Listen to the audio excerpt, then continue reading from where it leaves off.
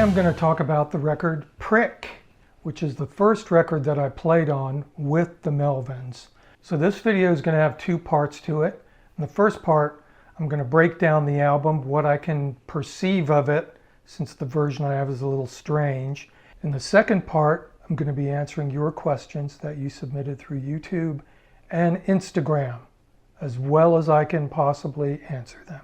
Some of you may not actually know that there were two previous eras of me working with the Melvins. Once in the 80s, when I met them, 1986, and I was their producer at that point. So I produced the Gluey Porch Treatments album, then later I did the Ozma album. Second period of time working with them was when I was actually their front of house sound man. And I did tours when Joe Preston was in the band, and also Lori Black in the early 90s, including the infamous gig at Reading with Nirvana. So I'm going to talk about the third era and the first record of the third era when I was actually playing with the band, doing lots of touring. That record is Prick. And there's a lot of misinformation about how Prick came about, and I'm going to answer some of that and correct some rumors out there. Some that people already know, others that you probably don't know. I'd like to thank everybody who's subscribing to this channel. You help make it grow and help motivate me creating new content. I would like to give an extra special thanks to all of my Patreon members who get to share in the process of creation with me. I give them insight into how that process works, and also they get to have sneak peeks of things that are not yet available to the general public. In addition, I have unreleased materials and exclusive archival stuff that you can listen to also as a Patreon member. So thank you, Patreon members. I appreciate you and care deeply about you. What do you think about Elvis Presley coming to? So as I mentioned, Prick is the first album I actually did any playing on with the Melvins. And this was recorded in 1994, and it came out of sessions that were being done for the Stoner Witch album demos.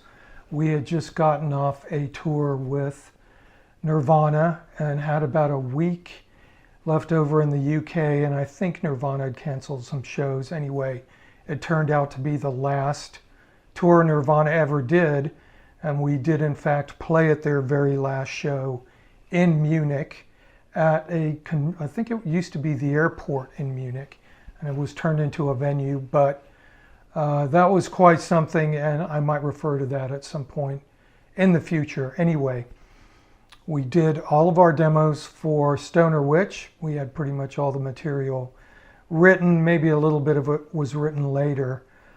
So we had 3 or 4 days left over in the studio, and we just decided to start monkeying around. There was no real concept to come up with a completely new album. There was no material, so everything, including the kitchen sink, just started getting thrown at this particular project.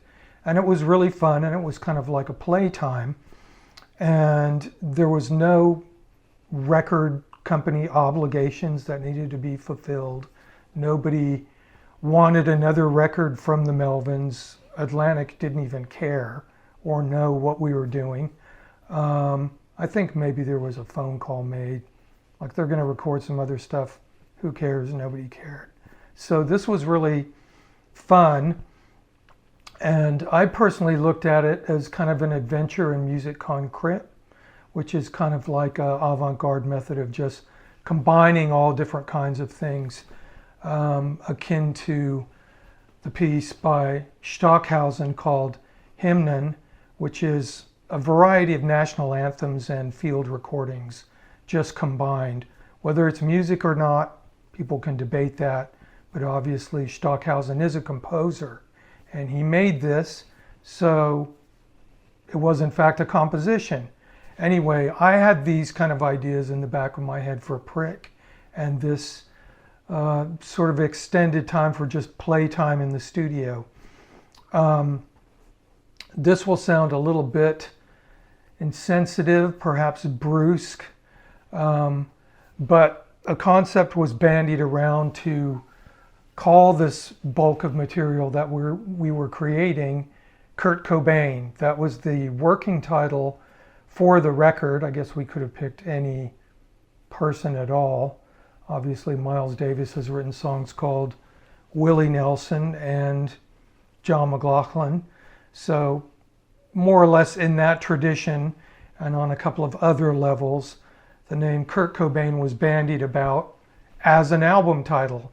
We all thought this was fairly hilarious. This was before Kurt's untimely death. And so we just continued on our way, and this was just more sort of an exercise in inner joking within the band, of which there was much. And then, unfortunately, after Kurt took his own life, there was more conversation about how Kurt had actually ruined our plans for this record. And so then somebody in the band decided that he was a prick for doing so. So this was more extremely dark gallows humor from the Melvins, of which there is much. If you're familiar with them, you know their catalog, their sense of humor. But this was in no way meant to be insensitive and stayed a private joke for quite possibly decades, I think, before it was ever spoken about publicly. Anyway, that's just an aside. And that's a secret a few people already know because I've seen them in the comments. But anyway, I want to get on to talking about the actual record now that I've put to bed the history behind the title of it. So the song that ended up being first on Prick is a song called How About. Now all these titles were just thrown out willy-nilly. There was not a great amount of thought put into these titles, and I wouldn't be surprised if there was a lot of in-jokes in the titles that have been forgotten at this point. How About has a prominent New Orleans street preacher yelling through a little PA system. And I'd recorded him on the Primus tour. I had a little portable DAT recorder, and I would record all kinds of things, walking around all kinds of cities. So New Orleans, obviously, for those of you who've been there, those of you who haven't, has quite the sound. There's no other city that quite has the sound of New Orleans.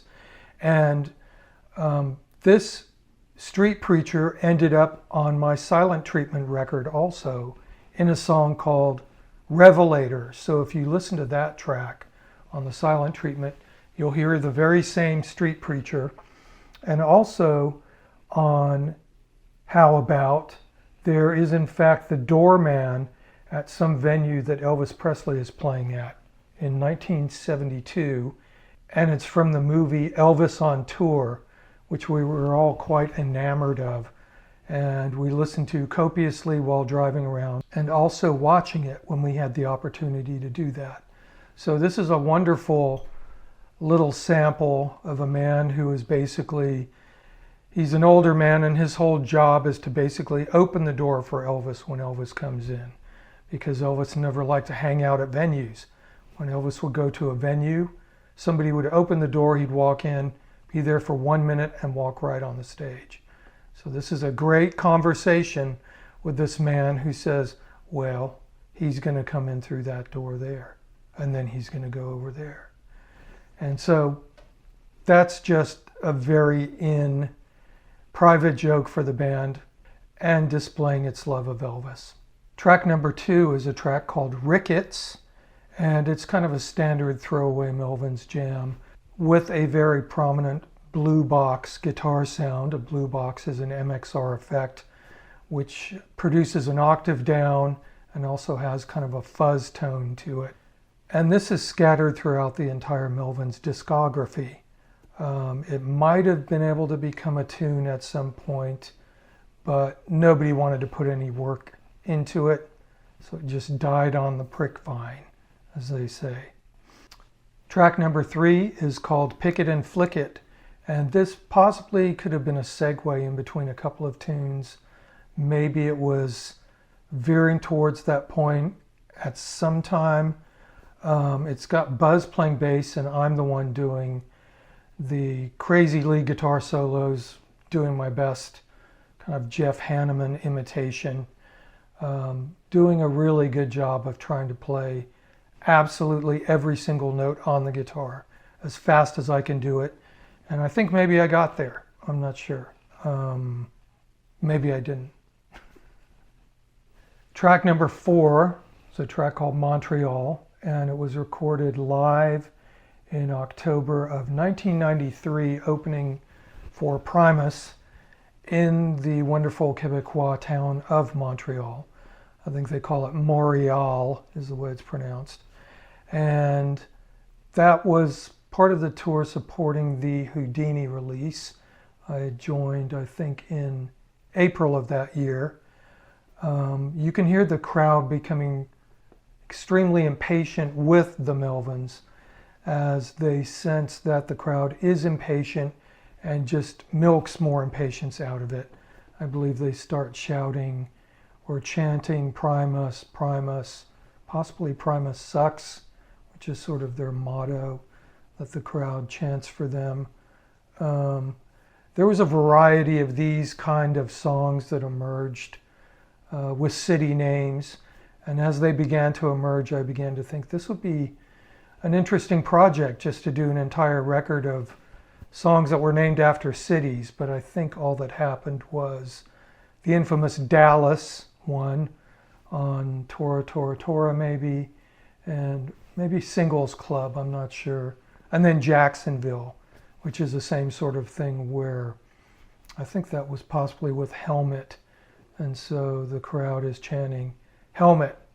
I think at one point there could have even been a record of nothing but crowds chanting the names of bands that are not the Melvins. I think it's still a good idea. The next song on side 1 is song number 5, and it is called Chief 10 Beers. I have no idea where it's, why, how, when. It's called Chief 10 Beers. It seems very much like a Buzz Osborne sense of humor thing. He was never asked and never explained, and I'm not sure he has ever done that. Anyway, it has kind of a Western twang feel to it. I'm playing my Stratocaster that I brought in there. And for those of you who troll around my YouTube channel, I have a playlist called Riffology, and on that playlist there is a song called Welcome to Fort Stockton. And so that has a little bit of the same sort of Western twang flavors that Chief 10 Beers does. And I think that's Dale playing guitar, lead guitar on Chief 10 Beers, and he gets to play a good solid 6-minute guitar solo beyond any kind of ability to have any sort of continuity or anything, but I think it works as a track. There's nothing else like it in the Melvins canon, and it's probably the longest guitar solo that Dale's ever played anywhere.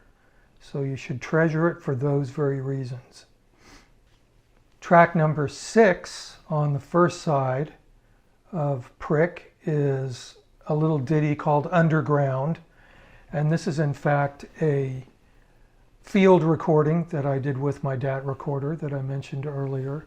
And I think it's done at either Camden Underground Station, possibly Leicester Square, or maybe Tottenham Court Road. It's got a very specific ambience. And the reason I think it's those stations also is because there's some musician playing something in it. And you really get the flavor of the London Underground. It's a shame that Prick wasn't issued as kind of a scratch and sniff record, because we could have had somebody try to find the particular odor of the London Underground, which has a very unique smell to it.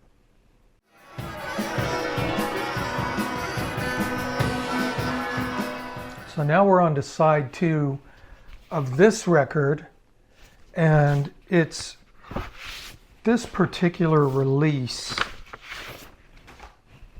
of this record. And the reason why I'm displaying this is because this doesn't, the side 2 of this doesn't appear to have any sort of cohesion with the digital version of it. There's songs missing. They seem to be in different orders. Maybe somebody can set me straight on this. The CD that I got that Tom Hazelmeyer sent me was damaged, so I couldn't rip it. And I don't know which version is on YouTube or anywhere. It's not on Spotify, any platforms. So I'm at a little bit of a loss as to exactly what's happening on side 2 of this record. I believe the first one is called Chalk People, first track. And this might be a reference to Chalk Farm Road in London, which was where the studio was, where we recorded all of this stuff. There's kind of a basic beat by Dale that's played all the way through. It's not a loop. I brought in some samples of English church bell change ringing, which I had actually taken up very recently.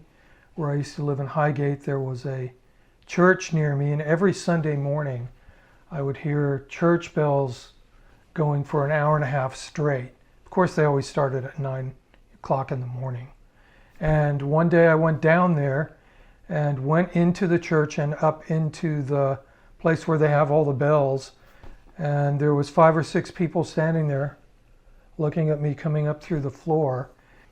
And I found out all about change ringing and became a member of the Brotherhood of Campanology, which enables me to go and ring any church bell anywhere, allegedly. I've never really done it. I tried to ring a church bell in New Zealand once, and I wasn't allowed into the belfry to do that, but you gotta try. Anyway, there's church bells, there's some North African music on there, and it kind of reminds me of Terry Riley, the way it worked out. It's sort of interesting how the drums and the church bells make you just start forming patterns while listening to it. So listen to it with different ears, thinking about what I've said about it, and you might find it more interesting. Who knows? So I thought it would be interesting to bring in some church bells. I discovered a CD of some church bells of British change ringing, as it's called, and it was much on my mind because every Sunday I was doing change ringing at St. Anne's near where I lived. So I thought it would be interesting to just bring in some change ringing tracks and throw them on there, and they worked and nobody said no. So the result remains. Track 2 on side 2 is something called Punch the Line, and this is the closest to a regular Melvins track on this record. I feel like it might have been on the short list possibly for Stoner Witch. I don't really know, but knowing all of their material previously to this, it sounds like it might even be a very old Melvins tune, like something from the time of Ozma, possibly even Gluey Porch Treatments. Definitely sounds like older material to me, and it might have been on the short list for Stoner Witch, quite possible. On side 2 of this, trying to line it up with the tracks on the back of the CD and on the back of the album, there's supposed to be Pure Digital Silence, which was sort of a tribute to John Cage. In the back of my head, I thought this might be sort of a hilarious thing to do, and also since I actually attended some composition seminars with John Cage, I thought it might be a nice, extremely quiet tribute to him. So on the original recording, there's me droning on in my best East London accent, saying, "And now for a moment of pure digital silence."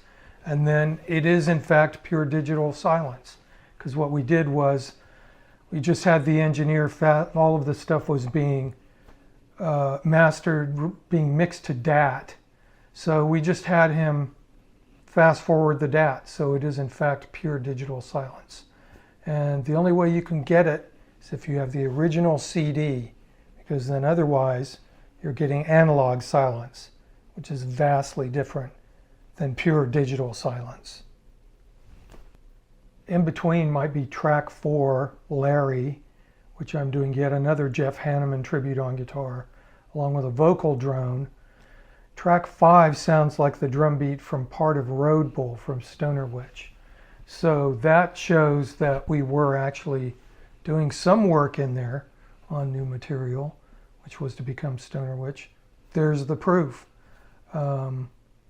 After the track Larry, it seems like maybe there's a song that was called Thumbs, possibly, on the original thing. I haven't done my homework on this, but it's very vague, especially since everything is screwed up now, so I'm not sure at all. But the song that appears to be Jeff Thomas, I think was originally called Thumbs. Thumbs was a nickname for Jeff Thomas, who was a incredible roadie, tech, driver, and super nice guy from Moscow, Idaho. And many pranks and practical jokes were played upon Jeff, one of which I will mention right now. And he was kind of endlessly tortured but kept coming back for more, but was extremely appreciated and loved. And Jeff, if you're out there, you should get in touch. And if you have any photographs from back then, you should share them. One of the stories that I can share that was sort of right in the vein of the kind of things that would happen to Jeff involved Jeff doing a really extensively long drive, getting up super early in the morning, humping gear, doing whatever he was doing. And then came the time for Jeff to go to sleep on one of the bench seats in the back. Somebody else took over driving. And so Jeff got on the bench seat and went to sleep. And Buzz thought it would be absolutely hilarious to turn up the heat in the van as high as possible while Jeff was asleep. There was really no reason for this other than just high school hijinks, really. So basically, and the van was already hot because we're driving in it. So the heat got turned on full. Everybody in the van just sat in there sweating, the tour manager, me and Buzz and Dale, possibly somebody else, Kenny Woods maybe, I don't know. So we just sat there for about a half an hour sweating it out, getting hotter and hotter by the second. And then finally, the van was completely like a sauna inside. And all of a sudden, Jeff sat up on the seat, wide-eyed, completely covered in sweat, going, "What the fuck's going on? Is the van on fire?" He had no idea. To which there was much laughter and mirth. And then, of course, Jeff realizing that he had been pranked. This is like a Too Much Tuna thing, except worse. And kind of going, "Oh, fuck you guys." And then trying to go back to sleep. We cooled the van down. We were still friends.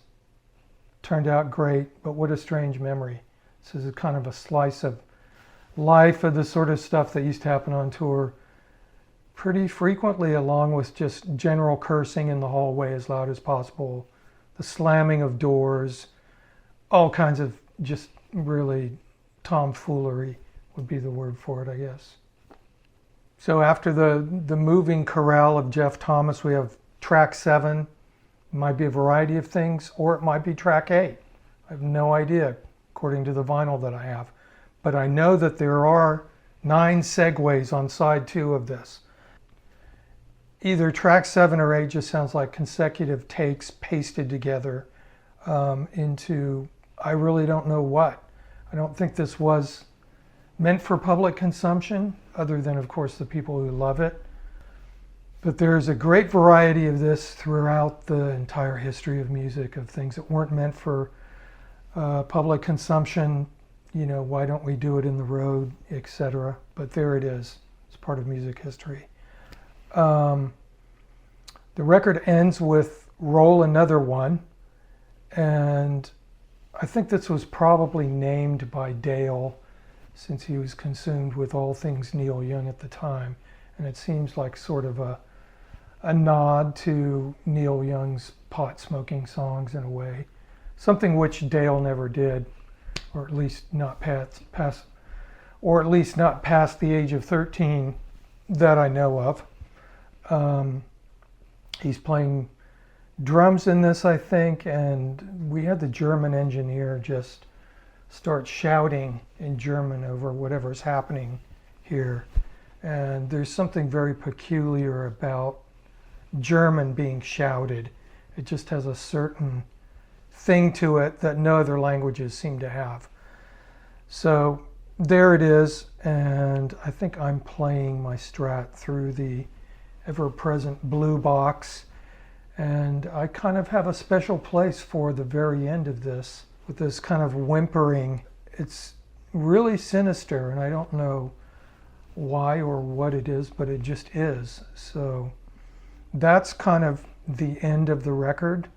I might mention that something else that got tracked during those sessions that never got used on Prick was the kind of basis for the tune Lacrimosa, which ended up on Stag. And there was in fact a 10-minute version recorded of this at those sessions. I took maybe half of it, put a bunch of overdubs on it, guitar things, ambient stuff, wrote a vocal line for it. That's what ended up on Stag, but I did in fact make a 10-minute version of it, and I might release that one day. I have no idea. So that is more or less my entire overview of the Prick sessions, which was in fact the Stoner Witch demo sessions.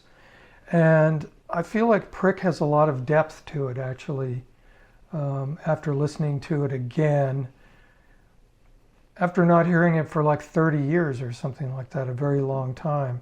It's been misaligned, hated, I think perhaps misjudged as just crap. But my background is in avant-garde composition, so if you take that into consideration, you may think about it a little bit differently, especially if you start exploring things like Stockhausen, which were influential to me, and I brought some of that to these sessions.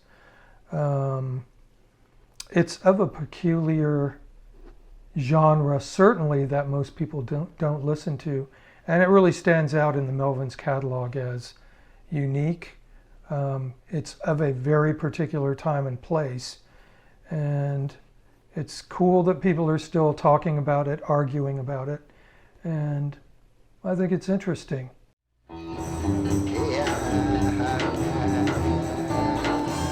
Thanks for all of your questions that you sent via YouTube and Instagram. This was kind of an experiment for me to just hear exactly what you want to hear about this particular record. Obviously, I had my own thoughts about it, but it's been really interesting to hear from everybody, and I absolutely appreciate the interaction. This is kind of fun to talk about. If I've already answered your question in some of the material that I was talking about earlier related to Prick, I'm not going to ask your question here because it's already been answered. So I'm going to get started with the copious questions that I received, first from YouTube.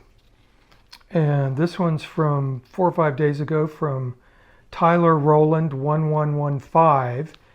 And his question is, was there any talk about John Cage's 433 while making Pure Digital Silence? And I answered the question earlier. There was no outward conversation about it. It's quite possible I could have mentioned it, I think. But certainly I had that in my brain. And as I mentioned, I got to have some minor interactions with John Cage. So it was kind of special to do an homage to him. But thank you for the question, Tyler. Next question is from Brian Radez 8730. Was it originally going to be named Kurt Cobain, and was it recorded simply for the weirdness factor? Well, I think I addressed that earlier. It was in fact going to be named Kurt Cobain, but it was not recorded simply for the weirdness factor. It was kind of, we had extra time and we just started playing around and being creative, and that was a fun thing to do, completely unfettered by anything. Just you have a blank landscape in front of you and you can do whatever you want. So it was actually playtime for us. And it does have a very playful aspect to it. It's interesting that some people reacted so emotionally to it when it was released. They were offended, they were annoyed, they were saying They were never going to buy another Melvins record. They'd had it up to here with the Melvins and their shenanigans. But like I mentioned, it has its place, and music is just music. I mean, it should make people emotional. But as far as just, being done with a band because of a record they made, it's a little overwrought, I think. And really, it's just part of the fun. I mean, I think people ultimately like to be surprised by bands that they like, and quite possibly disappointed, so they can be surprised and fall in love again later. Next question, weirdness is good, 4446. Were there any albums that influenced this album? Also, was this album meant to be a prank on fans from the beginning, or did that idea come later? Well, this is an interesting question. I don't think there were any albums that influenced this album. I mean, other than the aforementioned Hymnen by Stockhausen, I had those sort of ideas in my head. I don't think anybody else did. I didn't really voice those ideas. I just kind of went, that's a valid thing to do. And this album was never meant to be a prank album. This wasn't in any way, shape, or form meant to alienate the existing audience. This was just kind of a, when you go to a buffet, you don't necessarily like everything at the buffet, yet it is all for you if you want it.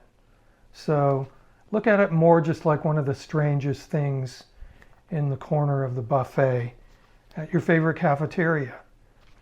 Oven Anaconda says, did you play any material from this live besides Larry?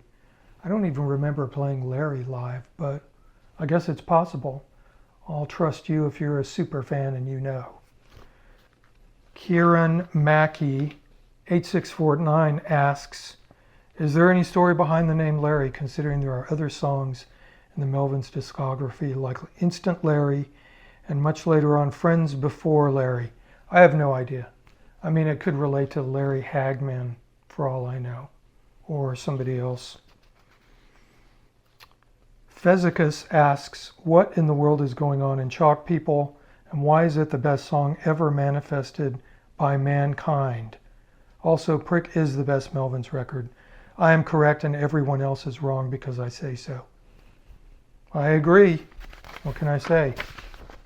Because I put church bells on it. That's why. Because of the church bells. It's just like the end of Breaking the Waves. It's exactly like that by Lars von Trier. B.M. Hernandez 8798 asks, I read an interview at the time when Buzz said the album was a way to show that they could do whatever they wanted, or something to that effect. A guy I lived with said that the album was a mistake because he would no longer just buy a Melvins record as it came out, something that most fans had done loyally for a while. Was this album a sincere experimental album? I personally think that it falls kind of short in its studio experiments, but I did not feel betrayed in the same way that this other fellow had. Well, I think I've had quite a few opinions about it. I think it was all done on purpose. Maybe it falls short, maybe it doesn't. This is the beauty of opinions. Everybody has them. I think it's kind of successful as a purely experimental exercise, which is exactly what it was. It was purely experimental, or maybe beyond experimental and just really having a good time, because you can. Maybe it was just that, nothing more. And I think, as Buzz has said on occasion about a variety of things, don't look for meaning where there is none, or look for it where there isn't any. I don't know. Sadcore SSSSS, thank you for the question, John. Is pure digital silence actually digital or analog? You're probably a guy that reads on the back of LPs whether things are analog or digital. But of course, if you listen to it on a record, it is analog. If you get the CD version and it happens to be on there, then you have the original digital version. So I hope that clears it up. Sadcore asks, Are there any uncredited musicians on this album? Just all the North African ones, the church bell ringers, the guy at the door, at the Elvis gig. I don't know who else is on there. Probably a variety of people. Sadcore also asked, was there anything left off the album because it was too weird? No, I think we included everything. Well, Lacrimosa was left off the album, but I don't think there was enough room for it. Sadcore also asked, I'm assuming you are the lead guitarist on Pick It and Flick It. Yes, I did that. I apologize. Red Puppy 2765 asks, says on the back of the LP that Prick was recorded in England in April 1994. During most of April 1994, you were on tour with the US with the Obsessed. I know because I was there. So is the comment on the back of the LP correct? Do you remember what you were doing in England back then, apart from recording Prick? I actually lived in the UK. I lived in London from 1988 until 2001, so I was living there. I think what happened was we had some extra time when we finished playing in Europe with Nirvana because their tour was cut short. And that was just due to problems with the tour, Kurt Cobain not wanting to play more shows, having to figure stuff out. And so I don't believe that we were on tour with the Obsessed at that time. I'm not sure when that was. I'm sure the internet can answer it. But I was living in London at the time, so we might have had a little time off and then came back to the US and started touring again after that. Non-Servidium says, I honestly love that record. So what can I say? You love it, you hate it. It's like Marmite. K-Fur says, how long did it take to record, produce? It seems like maybe we had 4 or 5 days. We worked very fast doing the Stoner Witch demos. We were very productive. And that stuff got done quickly. And so maybe there was 3 days or something, 3 or 4 days tops, threw the whole thing together. Bark asks, what did you think of the DoD FX33 Buzz box? He's referring to a guitar effect box that DoD made for Buzz. And we had a hookup through Joe Barisi where we got a bunch of boxes for free from Jason Lamb, I think was the guy at DoD. And Buzz wanted something that sounded horrible on purpose, as is his wont. So it was kind of a combination of an already existing thing called the Grunge box, which seemed to be sort of a knockoff of a Proco Rat combined with the MXR Blue box. And I think it sounded too nice, so they used the Grunge box instead of the Proco Rat. And yeah, it's a horrible sounding thing. I don't like it. I think I had one and I gave it to somebody. So, Critterbug Charms asks, was the loophole to getting this record past Atlantic really as simple as writing Melvins in the mirror image, or was this just one that Atlantic would never touch in a million years? Also, what's the deal with the album cover? Where does the image come from? So I explained this a little bit earlier. Atlantic didn't care what we were doing. This was no threat to them. They were told we were messing around with some stuff, and if they wanted to hear it, that was great. There wasn't a lot of interest to it, I think, beyond the first 15 seconds of whatever they got. They just went, oh, it's like that. They didn't care. They were maybe doing like a Mr. Big greatest hits collection they were more concerned with. I have no idea, really. I don't know where the image comes from. I would assume it's some kind of found art from like a paperback novel or something like that. It looks like Louis L'Amour type art. I really like it. I think it's a cool cover. I think it works fine. John Paul Gary says, this album is in my top 5 albums to listen to on psychedelics. I also enjoy this album completely sober. My question is, was it your intent to make an album for your recreational substance using fans to enjoy? This was simply just made for anybody to enjoy or love as they choose to. James Curtis, OKC, says, I remember buying this in the mall and was so pissed because it cost me 2 hours pay, sorry, and was mostly nonsense. The 2 songs were essentially throwaways. Told ya. As a 19-year-old trying to live on my own, it was like all my money for the week. Made me real hesitant to buy stuff blind from them, I'll be honest. Well, you know what, James? You send me your copy, I'll sign it for you and send it back to you. Maybe it'll have more of an inflated value at this point, but I'm not promising anything.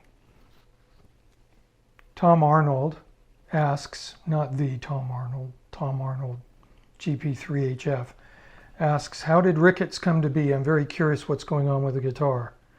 Is that the infamous Buzzbox pedal at work? Very cool track that always came off to me as quite creepy in a good way. I believe that it's probably the blue box, the MXR blue box with some kind of distortion in addition to it. I don't believe the Buzzbox actually existed at that point, but the Buzzbox is based on the blue box. So knock yourself out trying to duplicate the sound. So these are questions I got through Instagram on the Prick album. First question is from JMO1970. That's Jason Morales, my friend. He simply asks, why, with 3 question marks. That's my question. Well, Jason, why anything, right? Anything? Why? Why? John Schuler asks a number of questions here. A good one is that Dale singing on Chalk People, but with a little Gomer Pyle? Yes, it is. Dale did a very good Gomer Pyle imitation at one point. And also I'd like to say hello to Dale, my first direct words to him in probably about 25 years. And I hope you are doing better, my old friend. And I look forward to your recovery and more of your great drumming in the future. Kenny the Woods, hey Kenny, ex-Melvins roadie and engineer, etc., writes, were these the recordings made after the Nirvana Euro dates? I feel like you stayed on in the UK or Europe to record as crew people went back to the States. I feel like the day Kurt died, you guys were coming into JFK and we all met up in Maine. I think that was a little bit later because I remember being in Philadelphia when that happened. So I don't know. It's a long time ago now. PRINGI 103 says, Pure Digital Silence is a beautiful song. Isn't it though? And the silence is so clean. Lumberjack L asks, how come your face is painted in red on the Hayes reissue? Nice to hear you take on this record and where it was recorded. Love the original cover art. Yeah, why is that? What's going on here? Surely it must be some kind of mistake made by, I don't know who could have possibly made that mistake. Since it's hand screened, it seems virtually impossible to make this mistake. But I'm not sad about it. It's kind of epic. I'm the only one in red. Why is it red? Because it's Dragon's Tears. Just a couple more questions. One from Cryptobiotic Soil Crust from Instagram. How did Chief 10 Beers come together?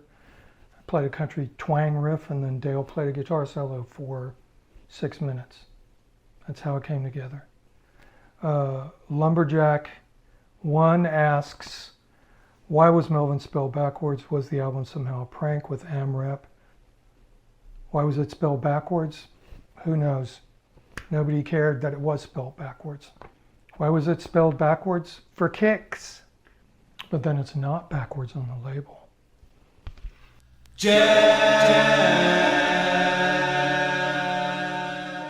In conclusion, it's been interesting to revisit Prick and kind of put myself back in that state of mind, and thinking back about it, despite a lot of kind of weirdness going around outside of the band,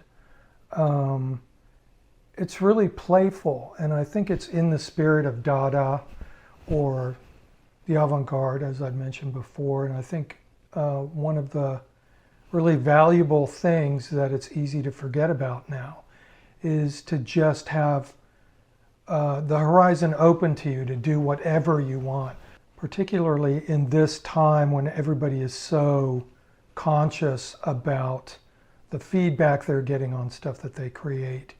So it was really just a moment of absolute freedom, and it was kind of joyous and irreverent, and we were just exploring things, and we had nobody telling us anything to do, and we didn't even have the audience of the band in mind. So Melvins have always been a band where they're kind of leading people, whether they like it or not, to new places, musically, sonically, humorously, and that's where we went at that particular time, and it doesn't seem like the band ever really quite went there again. It's interesting that that's the first record that I'm playing on, and it kind of bookends with Honky, which is the last record I played on. So those are considered to be a couple of the more extreme Melvins records, and in a nutshell, that's kind of neatly encapsulates the playing era of myself with them, where there was a lot of experimentation and really a lot of playing together. So we stretched each other's capabilities and interests, and Prick is a great example of where that started, that particular phase started.